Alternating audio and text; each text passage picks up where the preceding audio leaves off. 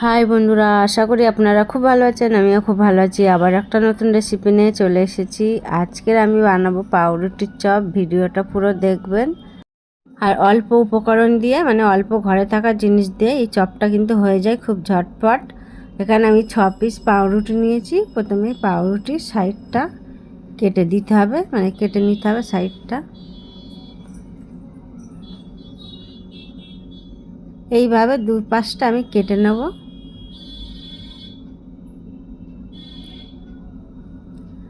সব পাউরুটির এই একইভাবে এগুলো কিন্তু কেটে নিচ্ছি। এবার একটা বেলনা দিয়ে এইভাবে একটু বেলে নিতে হবে, এতে পাউরুটিটা একদম পাতলা হয়ে যাবে। এরকম ঠিক পাতলা হবে পাউরুটিটা। সবগুলো কিন্তু একইভাবে বেলে নিয়ে পাতলা করে নিয়েছি। এবার আমি কি সবজি দিচ্ছি। এখানে নিয়েছি পেঁয়াজ কুচি, ক্যাপসিকাম আর গাজর গ্রেট করে নিয়েছি। এগুলো সব কুচি কুচি কেটে নিয়েছি। আর দুটো এখানে আলু সিদ্ধ করে নিয়েছি। আলুর খোসাটা ছাড়িয়ে নেব। এবার গ্যাসের উপর কড়াই বসিয়ে দিয়েছি। অল্প তেল আর কয়েকটা বাদাম, অল্প কটা বাদামটা একটু হালকা করে ভেজে নিতে হবে। তারপর দিয়ে দেবো পেঁয়াজ আর ক্যাপসিকামটা, দিয়ে একটু ভাজা ভাজা করে নিতে হবে। একটু নরম হয়ে এলে তারপরে দিয়ে দেবো।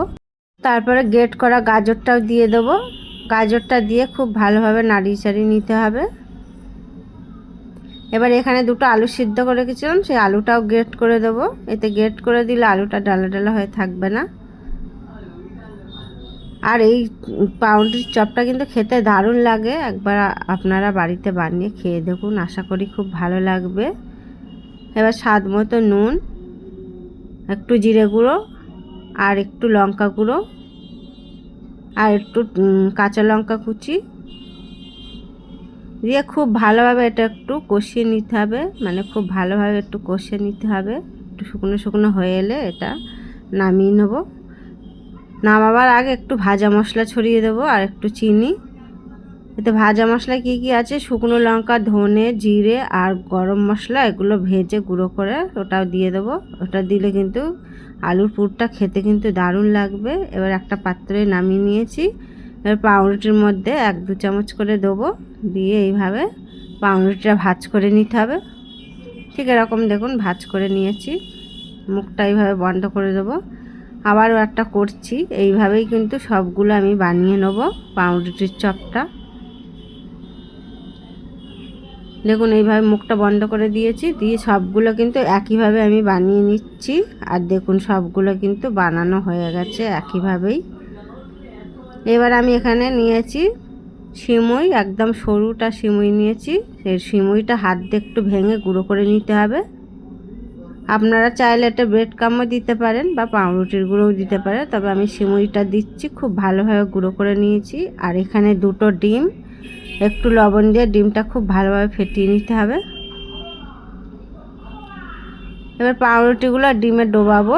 ডুবিয়ে চারপাশে ডিমটা লাগিয়ে নিতে হবে। নিয়ে এবার সিমুইয়ের মধ্যে দিয়ে দেবো। আর সিমুইটা খুব ভালোভাবে চারপাশে পাউরুটি লাগিয়ে নিতে হবে। দেখুন খুব ভালোভাবে লাগিয়ে নিচ্ছি। এইভাবেই আমি সবগুলো বানিয়ে নেব। আবারও একটা করছি দেখুন। এইভাবেই কিন্তু খুব ইজি আর খুব চটপট হয়ে যায়, লোভনীয় লাগে, খেতে কিন্তু দারুণ লাগে। একইভাবে কিন্তু আমি সব পাউরুটিগুলো ব্রেড ক্রাম্ব লাগিয়ে নিয়েছি, মানে সিমুই লাগিয়ে নিয়েছি। এবার কড়াতে তেল আগে থেকে আমি গরম করতে দিয়েছিলাম। তেলটাও গরম হয়ে গেছে।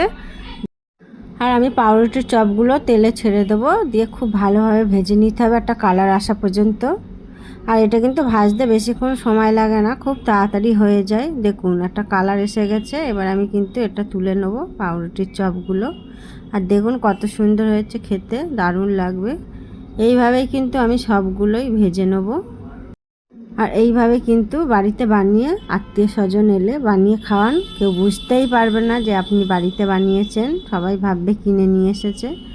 খেতে কিন্তু দারুণ লাগে আর খুব তাড়াতাড়ি ভাজা হয়ে যায়। দেখুন এটাও ভাজা হয়ে গেছে, আমি তুলে নেব। সব পাউরুটির চপগুলো কিন্তু রেডি হয়ে গেছে। দেখুন কত সুন্দর হয়েছে, কত মুচমুচে খেতে লাগছে। একটা ভেঙে দেখাচ্ছি দেখুন। আর আলুর পুরটা কিন্তু দিয়ে খুব দারুণ লাগছে। আমার এই রেসিপিটা যদি ভালো লাগে লাইক শেয়ার কমেন্ট করে সাবস্ক্রাইব করে রাখবেন।